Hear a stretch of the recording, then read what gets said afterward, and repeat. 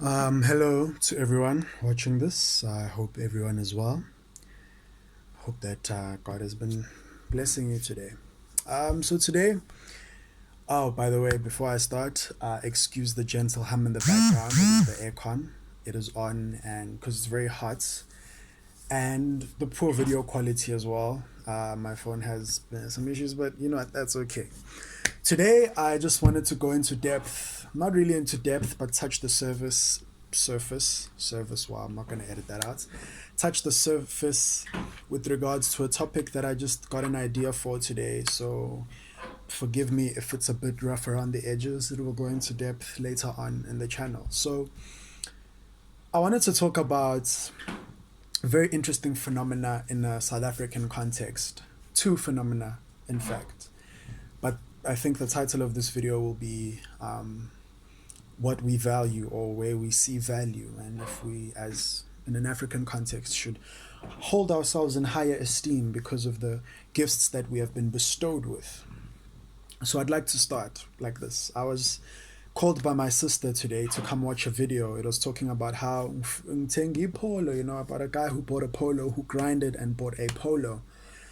And in the video, I saw him, he had like a can of fire on his head, and he was dancing. They were dancing, and it's just a general phenomena that's been happening in places of ubumnandi or nice times in South Africa. But I got a thought. I was like, wow, it's very interesting how this is inspired by perhaps the mothers who we see, or our mothers, our grandmothers who we saw walking the streets carrying plastics on their head. And I was like, wow, this is a really amazing balancing act. Like, how can you balance a bottle on your head and not drop it? How can you balance a plastic or those huge bags that those mothers wear? Oh, away, brother. Hey, how's it, boss? I'm good, mates. Hey, what's happening here, bro? I'm doing a YouTube video. Hey, ushayele into zakho Yeah, dog. Try to. Sure. So yeah, I was just amazed by the fact that our mothers and our grandmothers have such amazing balance, and how as kids we saw this behavior and it got planted in us, but we didn't realize it, and we started exhibiting it as adults as well. Like, whoa, that's crazy. Like, oh my goodness. Oh, that was my cousin, by the way, my brother, in fact. He just came for a visit. But how we started exhibiting this behavior of balancing. And I realized, whoa, in all of these Disney movies, I'm not sure about the specifics, but and in the past with princess and prince training, whatever, you have to have the ability to balance like glasses, balance teapots on your head and walk without spilling. And these are all things that we learn from a young age. When we serve our parents, we have to carry it on trays and side plates, and walk with the mugs of tea, the mugs of coffee, the teacups without spilling them, which is a prerequisite to balance. It requires good posture. So we have this good posture, And then I also started thinking about the whole song, Fisukba Nemai. Ening Katela Madumbe, something about being tired of Amadumbe. But I realized something, that in an African context, Amadumbe are a sign of wealth. Kendrick Lamar talks about the yam, the yam is the power that be. You can smell it when I'm walking down the streets. Chinua Achebe, the main character in his book, I forgot what it's called right now, but the main character in one of the books, he's a yam farmer, and he's a person of great influence.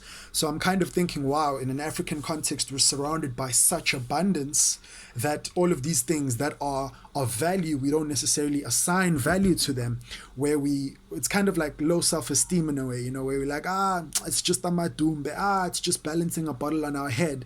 But these are the makings of royalty. Now, I'm not trying to say that other races aren't royalty, because we are all royal in our own rights. I believe that we are adopted to sonship. We are brothers of Jesus, children of God, so we are all royal. But what I'm merely trying to point out is that there are so many things, so many tiny little behaviors that I hope to look at further in this channel, along with other things that we exhibit that we don't realize how powerful they are, how much they indicate our power, until someone comes along who's famous and repeats those same behaviors, and then we start to act that way. For example, cornrows. We've been doing these things for thousands of years. They've been getting done, but we only started attributing value to them when influential people, who I will not mention because there's an endless list, started doing these behaviors. And then all of a sudden we get revitalized, like, whoa, this is beautiful, I want to do this. Our mothers, our fathers used to hold out their hair like a crown. Excuse my hair, it's a little bit messy. I felt like the crown was a bit heavy. But then you see people start to make it mainstream, and then we want to re-exhibit these behaviors. So if I was a chef and I started making amazing meals with amadumbe, all of a sudden they'd be in again. So this is essentially just me saying that we have to realize that we are great as human beings, and we need to not have low self-esteem, which is something that I've struggled with, trying to be like, insecure about my looks, insecure about my weight, because I used to be quite chubby. But realizing that even that chubbiness, is like, yeah, I have food. That's just a young joke. That's not really funny. But yeah, there's a lot of ideas I have. So this was just a quick little, I don't want to call it a rant, but an expression of thoughts. Yeah, thank you.